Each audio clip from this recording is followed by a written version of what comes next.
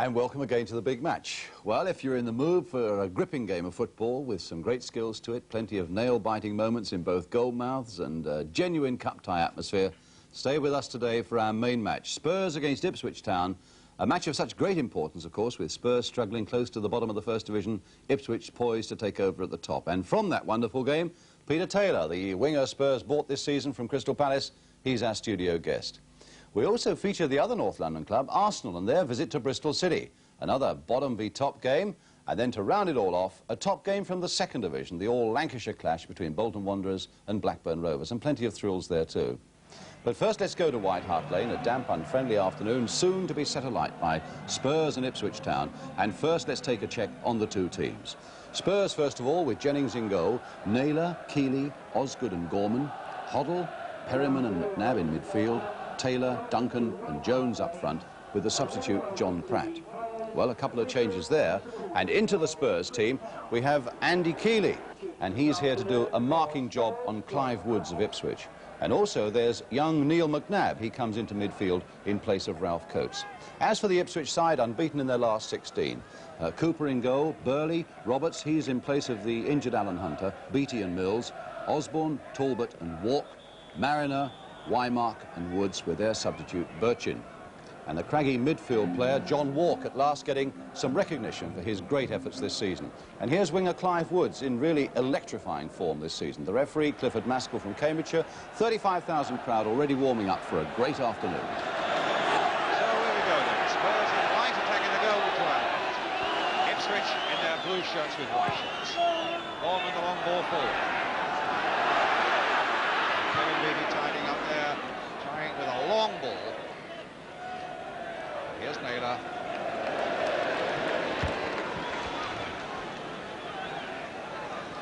And now the ball with Gorman. Osgood.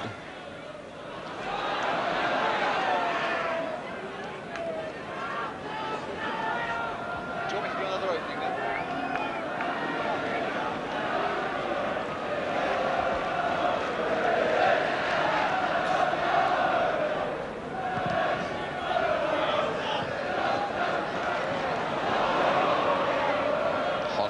Quickly.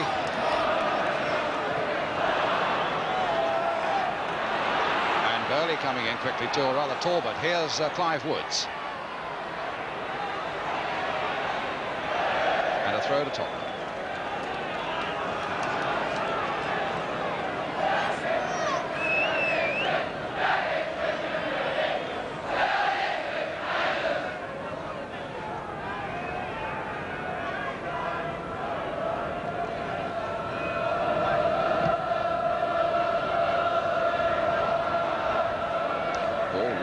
Playing tricks in the air there, quite a gusty breeze, and the feet of Chris Jones far too high on Kevin Beattie, and a free kick to Ipswich. He probably will stay just a little closer, Beattie, to the young number 5, Dale Roberts. Mills with the kick. Wymark's jump, and he jumped well, beating Naylor in the air, but the ball still fell for Steve Perryman. Duncan's right up there. What a good searching run by Perryman. The pass to Duncan, and Perryman going on, and Cooper got down in the nick of time. A brilliant run there by Steve Perryman, running all of 50 yards, releasing that ball to Duncan. And he almost got there before Paul Cooper, right at the death.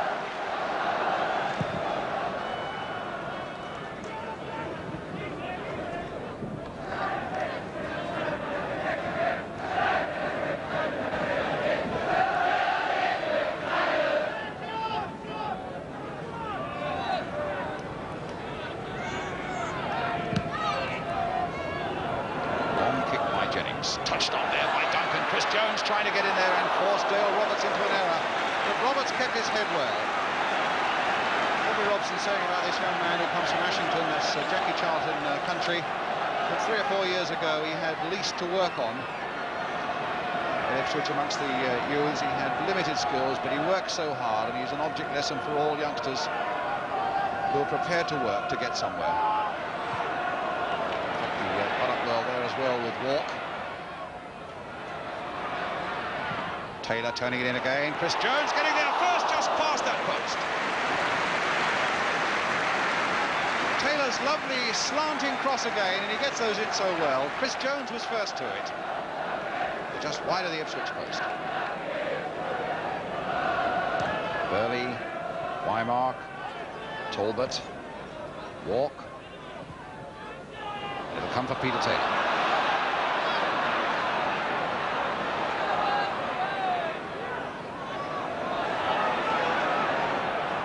And he was a bit lucky there to get a second go. Came off Osborne for him. Here's McNabb. Hoddle. McNabb again. Yes, he wanted Keeley to make that run. And Woods also suspected it. That's a Tottenham throw. Now. Playing well towards Jones. And Duncan almost getting it there. Well, Spurs came within a whisker that time. That move down the right there, and the ball was flashed over. And it bounced very invitingly there for Duncan. And he got ahead to it. And it was whacked over the bar. And Holler was right in there. It'll come back for McNabb, though. Well, that wasn't a very good cross, but it might still come now for Taylor. Oh, right across the goal. And no!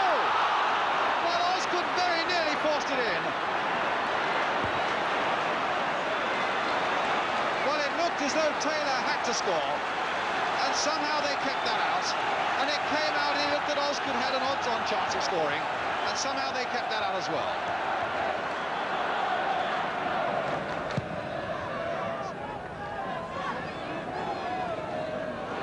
Offside against Wymark. Bang in the face for Merritt.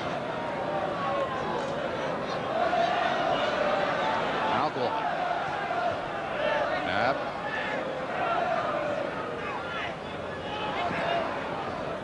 Duncan.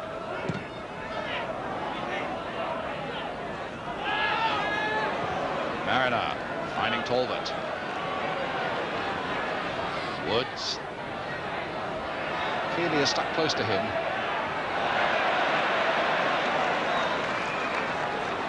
And did the job there all right. And a free kick to Tottenham.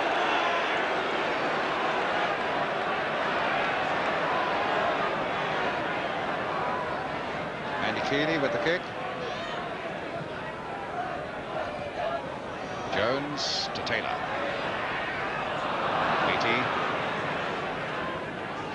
Wymark. Nice touch there for Woods. Bit of space for him there now. Taylor's gone across there. Wymark's gone into the middle. This could be it for Ipswich. With Mariner waiting in the middle. Time to tee up the cross. And it's not away yet by any means as it comes to Walk, and it's still not away unless Hoddle can do something, and he has beautifully to find Taylor. Jones and Duncan are up. McNabb coming up for Spurs as well.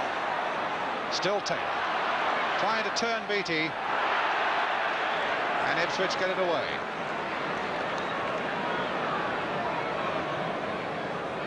Talbot.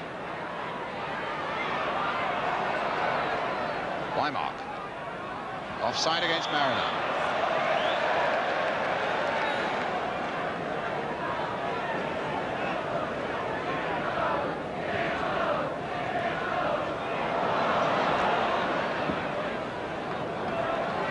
John Gorman. Played towards Jones. Great leap by him. Only walk there for Ipswich. Woods. Quarter of an hour to go to half-time now, 0-0, and what a great run now by Talbot. And a great piece of defensive play that time by Naylor. Talbot through there so swiftly. And a very well-timed challenge indeed by the Spurs number 2, Terry Naylor.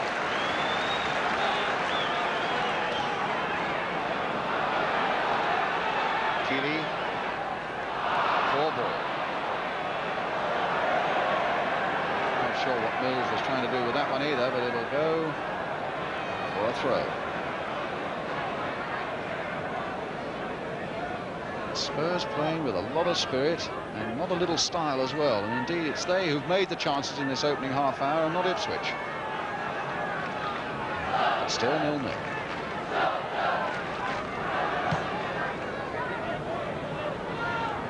Jones. Now Burley. Offside against Mariner.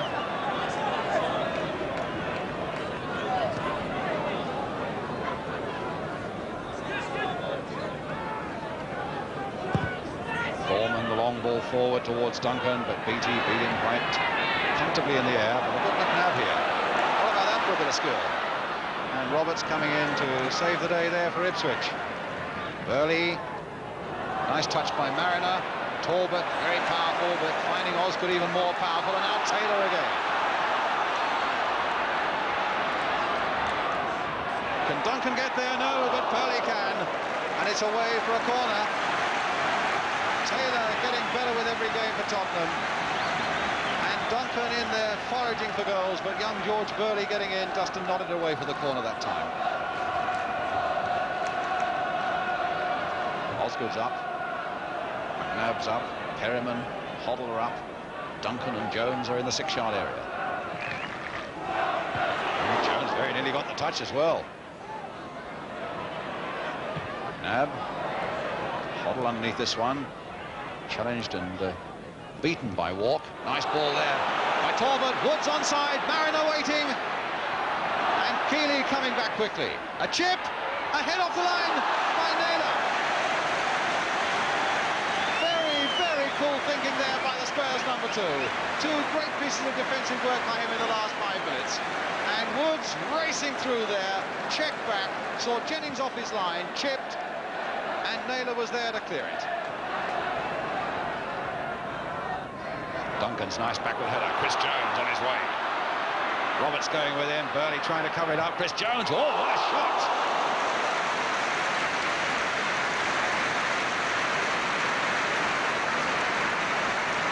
Tremendous round of applause for that. That was a run from deep, and he meant every stride of it. And although he was forced across the edge of that area by Roberts and by Burley, he let go a tremendous left foot drive.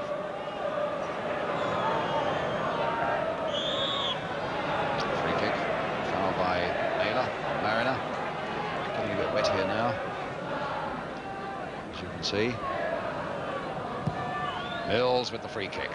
Osborne struggling to get to this one before it crosses, does so. That's interesting. No, he hasn't done so. Linesman was flagging that the ball was over the line.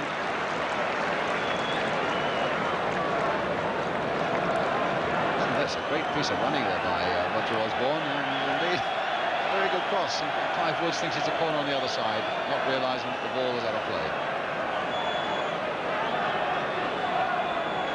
I don't think he can realise that, in fact, it was over as Osborne crossed it.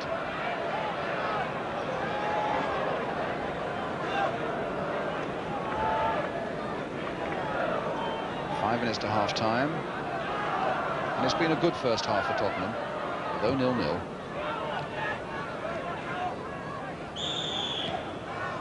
Well, Duncan went in pretty quickly there and hard, and Roger Osborne felt the weight of that. It's a free kick to Ipswich. 6 or 7 yards inside the Tottenham half, as you can see. George Burley with it. And they plunged everybody forward now, Ipswich, including Beattie. And it's coming towards Beattie, in fact, but he was beaten in the air by Jones. Oh, but he's right in there still. So too is Mariner. And so too is Walk, and so too was Jennings. Bobbing about there dangerously for quite a little while until Walk caught it beautifully, but Jennings beautifully positioned behind it.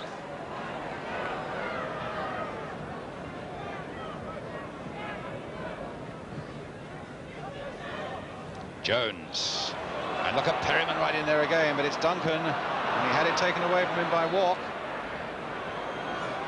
And now it's Talbot. Woods laid on again for Talbot. He knew that was coming back to him. He didn't hesitate for a moment in that stride of his, and he's won a corner.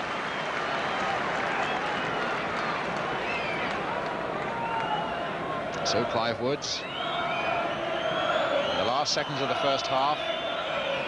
Beattie right up there again at the near post, doing a bit of jostling there with Chris Jones, curling in there once more. Wymark was right in there, beaten by Naylor though. And Beattie right in there again, and somehow Jennings kept it out. And it's not out of play yet. Burley. Walk. Forced back again to Mills, who might well want to turn it back to his goalkeeper when all the praise now is for the goalkeeper at the other end. Look again at that tremendous flying dive by Pat Jennings, keeping that shot, or that header rather, from Beattie out. Well, Jennings had the last word of that first half as the whistle goes for half-time, and a lot of good disciplined defence by Tottenham. They've done a good job here, and they've played with spirit and with a bit of flair as well. Perryman has kept them going, and he's worked so hard himself in spite of a knock. And the nearest Ipswich have come to a goal was that chip by Clive Woods, the number 11, which was headed off the line by Terry Naylor. So a really entertaining first half, and really nothing in it as yet. A lot to come on the big match still this afternoon. A half-time score at a bubbling White Hart Lane. Spurs 0, Ipswich 0. We'll be back with the second half.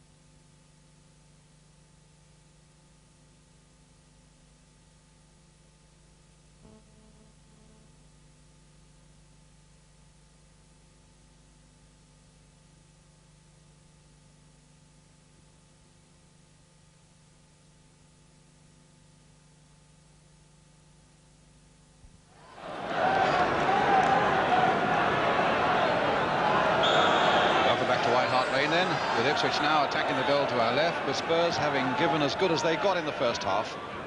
No goals. Ipswich with this brilliant record. Only lost 2 league games this season. They've not lost any since September, unbeaten in their last 16. Spurs, although you really wouldn't have known it on the first half performance, in fact had only 3 wins in their last 18. Right at the back there, if you can see him, Keith Birkinshaw. The lightish coat, just taking his seat. Spurs manager under a lot of pressure now. But Gorman might ease it a little bit, but Cooper, well, he was almost battered to death there by Chris Jones. Bobby Robson can't make up his mind where he wants to sit today. He's had a spell in the director's box, then on the bench. Now he's back up there in the Ipswich side of the director's box. Woods. So Keeley slipped for just a moment. Now can he open them out? Here's Wymark, but Perryman's like a terrier on him. The back pass by Keeley. No penalty there, as Mariner was brought down by Pat Jennings. And a free kick given, though, to Ipswich. Well, Keeley's back pass always having him in a bit of trouble, and Mariner was quickly onto it, but the referee decided it wasn't a penalty. So Spurs breathed again for the moment there, but what's going to happen now as Woods will take this free kick? They've pulled everybody forward. Mariner made a run towards the near post then. Mills has now come up to join them. Chipped in again to the far side. Beattie right there with a header, whacked away though by McNabb. And a free kick again, this time the Spurs. So they'll have to come back.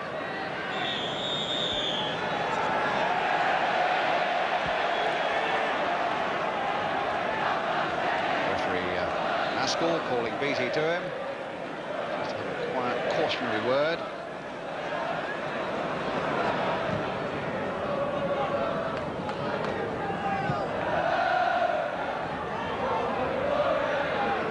Beattie, oh, what's he done? What was he thinking about? Well, that would have been one of the most incredible own goals of all time if that ball had gone just a yard to the left. Had come out of his goal, Beattie looked up and almost looked as though he was deliberately aiming to put it into the goal, but unfortunately for him, into the side netting. Quite remarkable. But a corner. So Beattie might still be embarrassed. Taylor with the corner for Tottenham. Hit lower this time.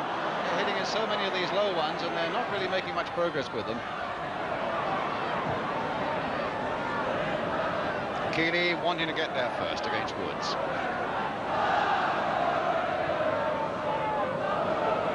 Mariner. Merriman there first.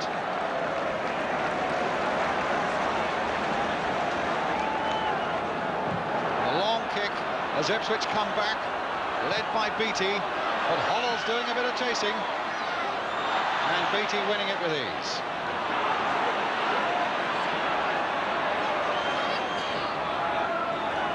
Well, that's two challenges he went past, and Walk will play it back.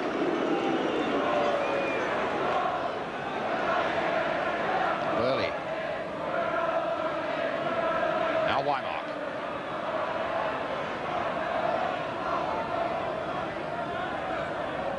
Osborne. Well, Woods is in behind.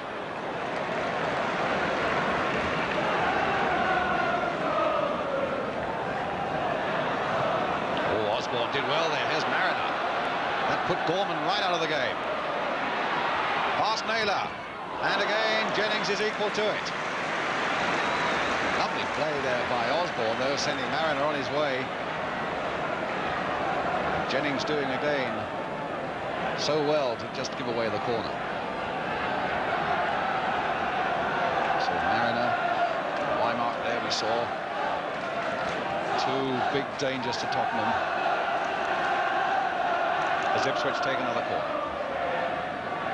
Coming up to 20 minutes of the second half corner. Corner floated in again. Dale Roberts was right in there. Wymark trying to leap again. Roberts with the shot. Heading off the line again by McNabb. And it's not away yet. Wymark with a shot. Walk with a shot. And this time McNabb can let it go. Well, Spurs held on by their fingertips there. And what about that for a save on the line by young Neil McNabb? There is a message for Mr. Clark. Please report to the Queen's office immediately. For Mr. Clark, will you please go to the Queen's office immediately? Talbot, and it's a Tottenham throw. Well, it's a match Spurs dearly want to win to ease their problems, but above all, it's a match they must not lose.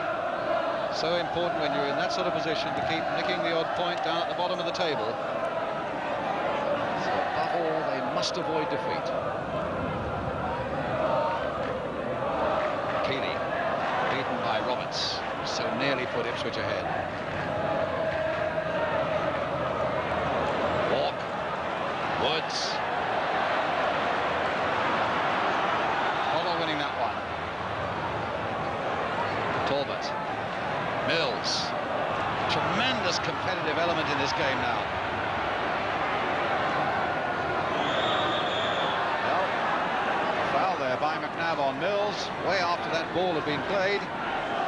What it was about, I couldn't tell you, but the referee was running behind young McNabb, and Mills saw it and has given Ipswich this free kick. Roberts coming forward again.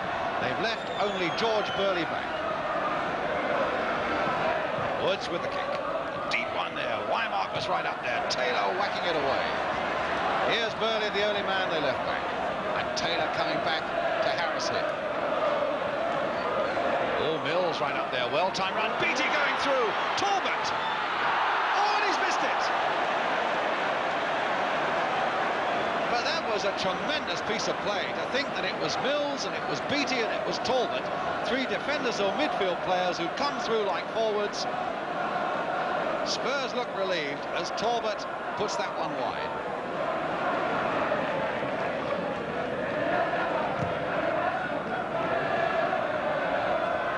Duncan, Mills there first. Ipswich beginning to put a bit of pressure on Tottenham now. And a free kick to Ipswich. Foul by Keeley on Woods. Mills is going to take it, number 4. Talbot going up. must wonder how he missed that chance a moment ago, because he even had time to steady himself to almost pick a spot. Now it's with Mills again from Woods. Little chip going in there. Walk was right in there too. Spurs getting it away again. And now Huddle. The ball played quickly forward now might be interesting, because Spurs have got a few forward. In for Taylor. Misunderstanding. Easy ball for Cooper. 2 against 2 up there though. Mariner. And here's McNabb. Considering it's his first full game in the First Division this season, McNabb, he's kept going so well. Just wonder whether his legs might splutter a little bit as we go on towards the end. But here's Jones now for Tottenham. Somehow got it across. There's Taylor. There's a goal for Tottenham.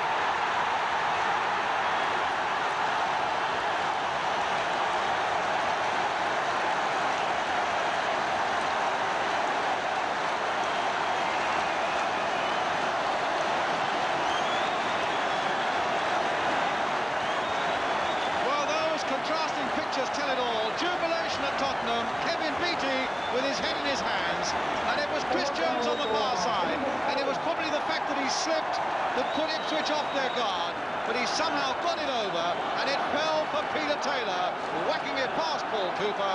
1-0.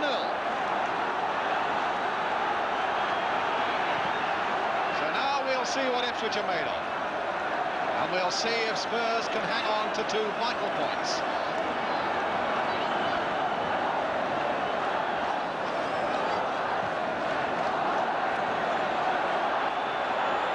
Beattie with a header.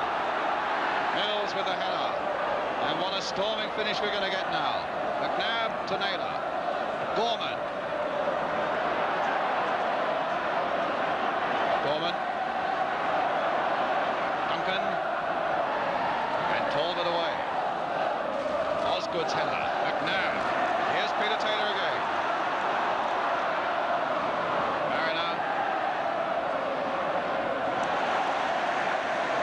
Tackling there by Perryman, and he's been an object lesson to everybody in this Spurs side this afternoon. He's grafted so much. Peter Taylor.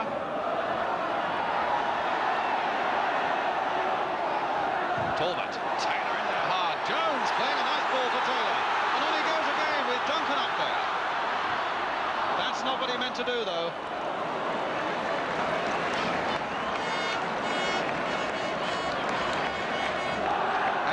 Atmosphere at White Hart Lane, I'm sure you'll appreciate it at home. It's really just like the old days now. The place is so alive, and the noise is almost deafening.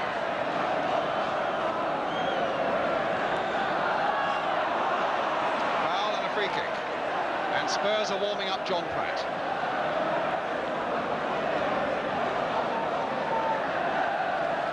Mills going to take it. John Pratt looking to get in on the action. Spurs 1 or 2 crises yet to face, I fancy, as Mills plays that one in towards Beattie. The header's there, the header's right there, Beattie! Oh, and somehow Jennings saved it! How on earth did the man do it? Burley putting it in again. And it's a goal kick. Jennings, absolutely superb. Beattie was right on him and let fly, and somehow Jennings got there to stop it. Breaking into space there, but Wymark is after him. So a nice dummy on Osborne. Osborne got it in the end, and Hoddle got it back again. Burley. Talbot. Gorman right with him. A few frantic whistles in the crowd already, at least 4 minutes to go. Now it's Woods with a shot. It's Woods going to try and get another shot in. It's Walk with a shot. Jennings saved it with his feet, and Osgood whacked it away. Walk shot, Jennings' feet, and finally Osgood getting it away. It's all over. The crowd are cheering, and Spurs players thought it was 2 points, but that was a false alarm. So, long kick by Roberts. A great jump there by Keeley, and now it is on.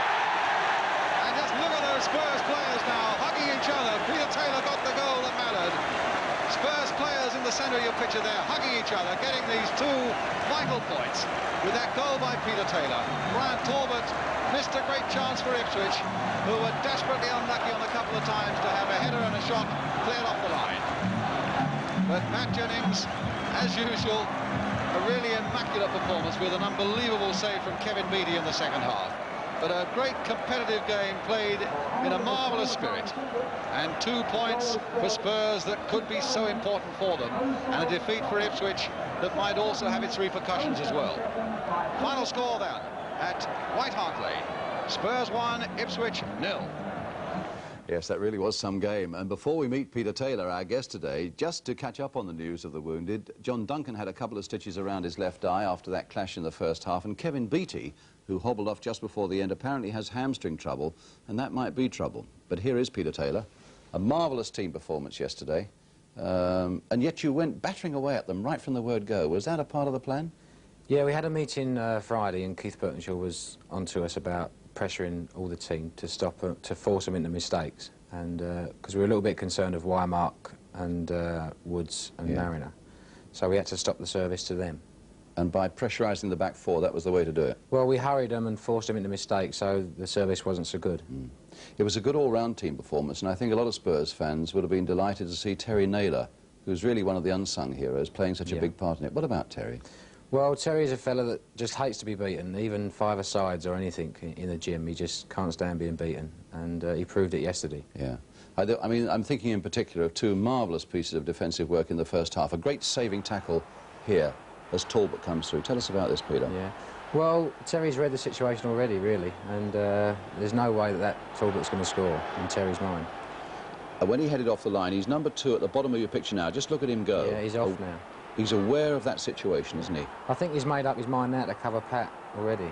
Because there's Pat out. Yeah, I think he saw that Pat was coming out, and I think he thought, I'd read this. What a chip that was, though. I mean, that would have been a superb goal of cool thinking. Cool thinking there by Terry, that he nods it down to the goalkeeper instead of out where Mariner. A lot of people, if they saw Mariner there, would have just headed it away, but Terry showed lots of confidence there. That was an occasion when it beat Pat Jennings, but there aren't many of those, are there? No, not too many of them. That must be a great calming influence while Spurs are going through this crisis, to have a goalkeeper like Pat. Yeah, he's very respected by all the players, and he's very nice to have at the back. Yeah, and a save that he made just after you'd scored, in fact, where, typical of the man, he says it was lucky. But, I mean, I think every goalkeeper in the world would love a bit of luck like this. Yeah. Beat his header. I mean, the instincts that are coming up here, I mean, in slow motion, it's a brilliant save. Yeah. Look at that. Yeah, he's so quick, so sharp. That's why he's number 1, if he says that's lucky. Yeah. And then we come to your goal. Because it was a funny old game that you had personally, really. You had a goodish first half, and nothing seemed to go right for you in the second. I had a personal nightmare second half. That's football. That's where the luck's in football. I was having a terrible time, and eventually Chrissy Jones gave me the chance. Before we look at it, though, and just when the ball was bobbling there towards you, I mean, what was going through your mind there? Because it was obviously the best chance you were ever going to get. Were you a bit low on confidence at that point? Yeah, because there was balls coming to me on the right wing, and I was saying to myself, well, I'm going to miss it here. I was having such a bad time. And really? I think if you say that to yourself, then you are going to miss it.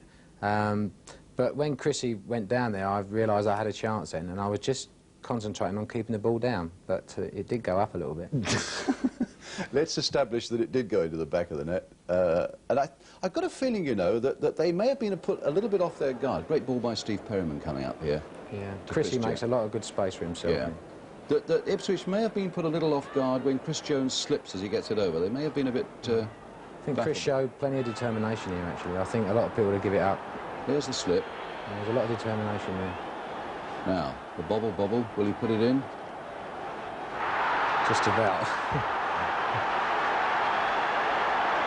Well, you look pleased enough there, but I think the Spurs players would have been pretty pleased for the manager as well, Keith Birkinshaw, because, my goodness, he's taken a bit of stick in the first few months as a manager. Yeah, he has. We all respect him very much, and it's only the players that's let him down. There's about 3 players that I mentioned, Stevie Perryman, Terry Naylor and John Pratt and Pat. How have the players let him down, Pete? Well, certain players like myself, even, that probably don't give 90 minutes every week, which is a fault of mine that I've got to work on. And that's why them 3 players, like you mentioned, that never really get a mention, deserve all the credit they can get. Yeah.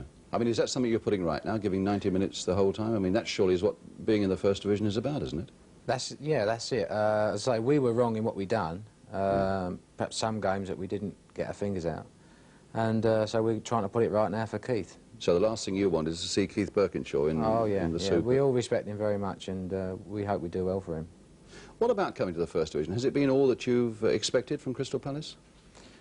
Yeah, it's what I dreamed of doing, playing in the First Division. It hasn't gone as well as I would have liked, but I'm just hoping better days are to come. What about Ipswich? You know, they lost yesterday, but they look such a side, don't they? Yeah, I respect them very much, especially Kevin Beattie and Mick Mills, and they've got so many good players. I hope they win it, actually, because it'd be a nice change. In what way would it be, I mean, it would be a change. In what way would it be good for football? I think so. I think they must be a very respected side, and although we worked hard, I think they could count themselves a little bit unlucky yesterday, you know, with the saves and the heads off the line. And the goal. And the goal. Thank you very much for coming today, Peter. In fact, you, as a manager yourself, should be with your team. Tell us about that just for a moment. Well, it's a team I take in the South End Sunday League, and they're called Roach Way. What, a boys' team or a men's team? No, it's a men's team, and I usually take them Sunday mornings, and I'll probably get a bit of stick for not going there this morning, so I've told a fella called Alan Gemmell that he's in charge. Are you a good manager? Well, we haven't been beaten this season, so you can only get judged on the results, I suppose. Good. Well, I'm pleased they'll be glad that you've come in and delighted you got the winning goal for Spurs yesterday. Peter, thanks very much indeed. Well, our next action also features a North London First Division side. But Arsenal are having happier times this season than Spurs. They've forced their way to within reach of the top, and yesterday they went down to Bristol City, another of the strugglers near the bottom. The match was covered by HTV and the commentator's Roger Malone, and here are a few snippets with Arsenal in the light shirts. Fear. Good control. Sweeney for Whitehead. Nice liaison. Garland's far post. Gets the header. And terribly bad luck there indeed by Peter Cormack. A super move. Whitehead's cross. Garland's header. And that man Cormack denied by the woodwork. Fear. Cormack. And that one's in. Lovely chip from Keith there. And Peter Cormack made no mistake. Cormack's second goal for the season, and it came from a short throw, punt to the Fear, a delicious overhead kick by Keith there, and Peter Cormack made no mistake. And the initiative with Bristol. Sweeney. Cormack must score. But an infringement. And infringement has been given. Offside, I would have thought.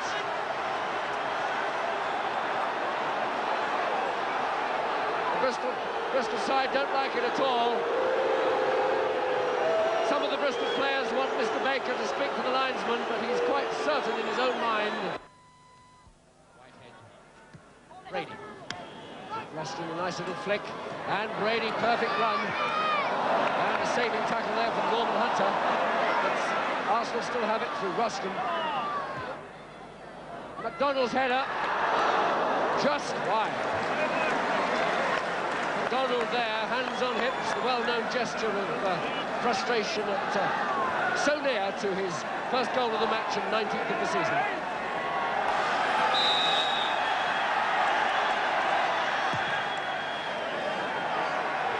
Garland up well.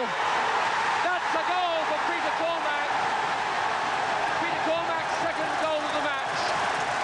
His third goal for the club in his 9th game since his transfer for Liverpool. And you see how Fear's corner kick was perfect. Garland's challenge was strong, and that man Cormack was on the spot again and got the ball in off the underside of the crossbar. And it's beginning to look, from the Arsenal's point of view, as though it's just one of those days when the opposition were just too good for them at the vital moments, and when the luck went against them near the Bristol goal, but it certainly luck came to Arsenal's assistance at the other end, because Bristol almost had 2 or 3 other goals. This is Garland taking on Rice. Feeding Merrick. The ball is good. Cormac's header. What a lovely header and a superb save from Jimmy Rimmer, and very nearly Peter Cormac's hat-trick.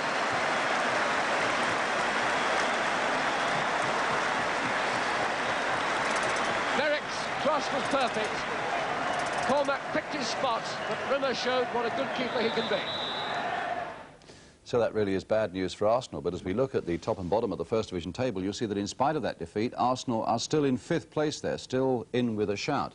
But of course at the bottom there, with Spurs and Bristol City both winning, that really is bad news for West Ham, who lost at home to Aston Villa yesterday. West Ham won off the bottom with only 13 points from 22 games, but of course there's still a long, long way to go yet. But now we come to your letters, and a real curiosity piece coming up now, thanks to John Barnfield of Saunderstead, who was in our game last week between Crystal Palace and Grimsby, and swears that he saw that when the young Grimsby keeper Nigel Batch cleared the ball once, that he hit a pigeon in full flight. Well, did he? Let's have a look. In fact, you'll have to look very closely at the top of your screens as we come to it now, when Batch takes this goal kick.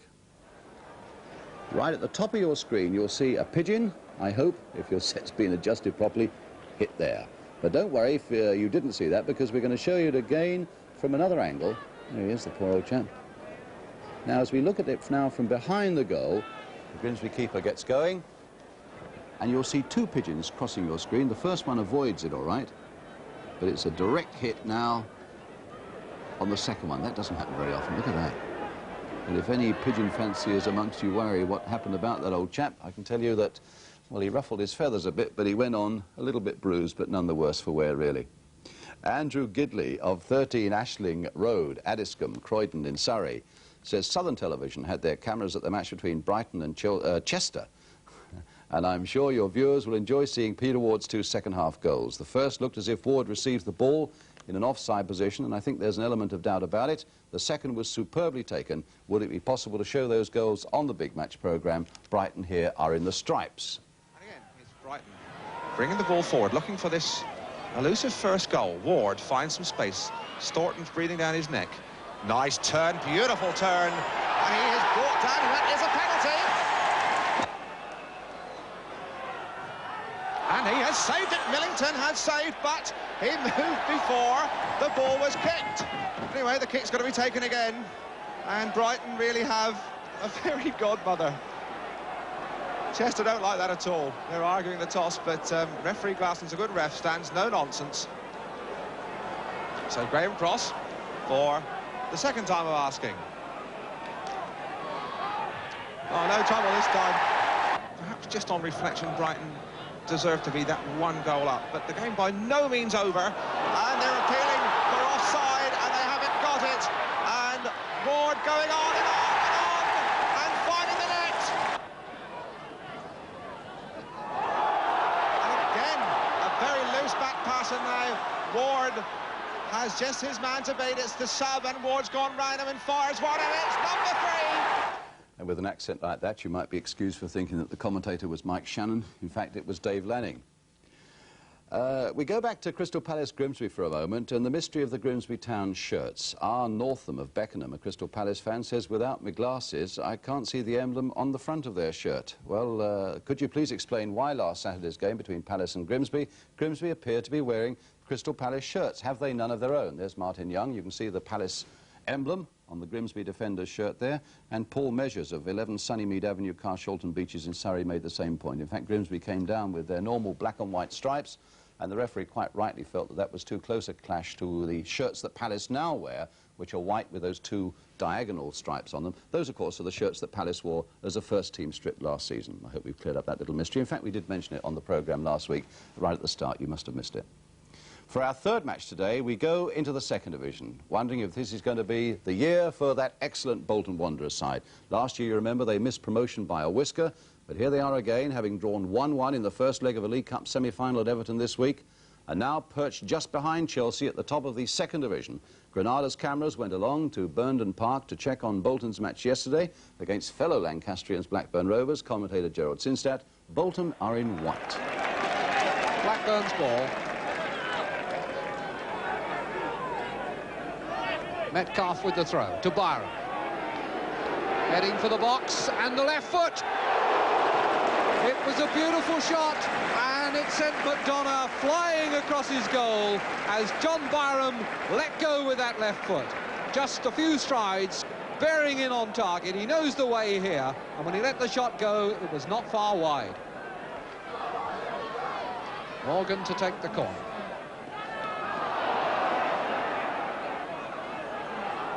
Great scramble there in the box, and nobody can see the ball. Referee may have to whistle and restart with a drop ball.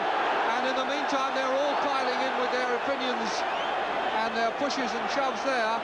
And Bradshaw is one of the most vehement, and it's Bradshaw who is being sorted out by Mr. Willis. The other one is Roy Greaves. Bradshaw is being booked as he was pretty well bound to be.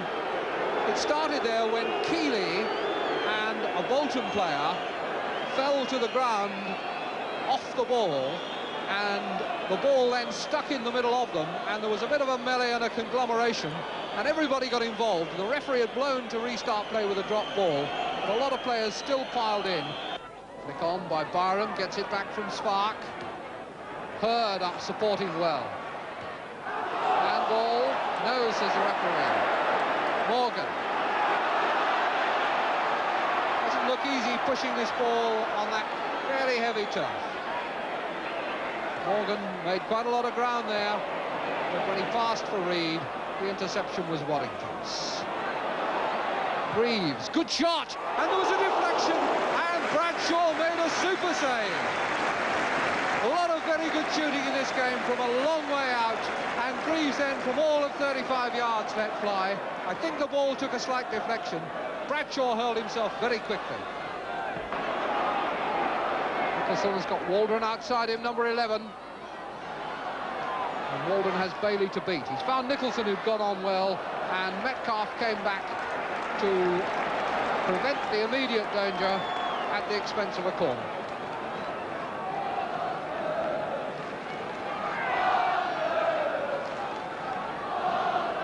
We've got the big men coming up again. Jones and Allardyce, both lurking at the back of the penalty area, and the ball played wide for Jones' header, and put in by Watmore.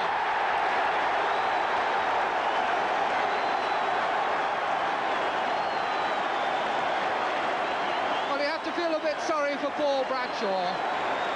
When the corner came over and Jones headed for the corner of the net, Bradshaw went down, and the ball was then trapped a couple of feet away from him by Watmore, who had time to turn and put it into the net. Reed to Morgan.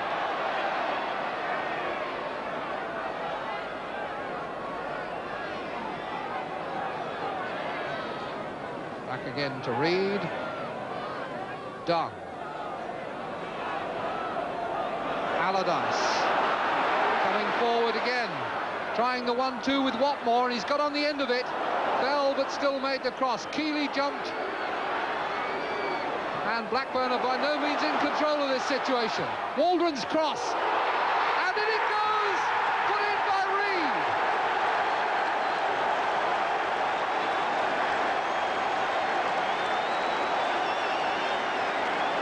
Blackburn paid the penalty for not really taking charge when the ball was bouncing around there with Allardyce. And then eventually, when it was worked out right to Waddington, his hard low cross was just the recipe, fizzed in among a lot of legs. Reed saw the chance and skimmed it into the net. More positive that time for Parks. Hurd. Bobby Spark. Sparks cross, and in comes Waddington to score. Waddington did that very well. Spark waiting out on the far side, took his time, angled across beautifully, and John Waddington stole in to get his first goal for 9 months. Greaves to take the corner. Over it comes towards the near post. There was a flick by Watmore. Allardyce is under it. Watmore is there. Allardyce is there. Jones is there. And it's put in by Waldron. The goalkeeper got in the way. And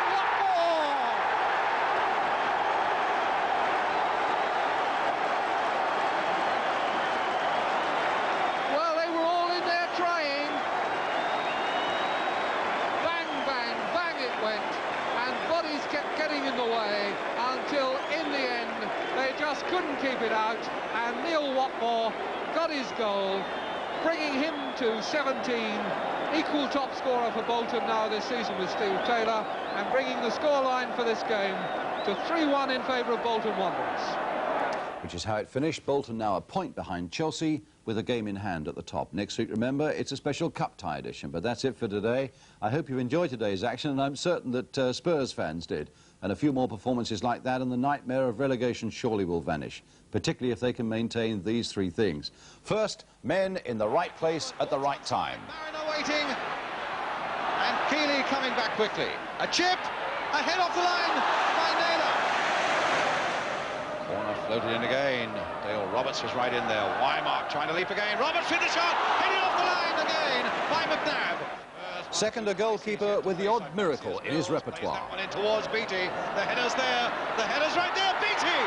Oh, and somehow Jennings saved it. And thirdly, somebody like Peter Taylor to stick away those vital goals. Somehow got it across. There's Taylor. There's a goal for Tottenham.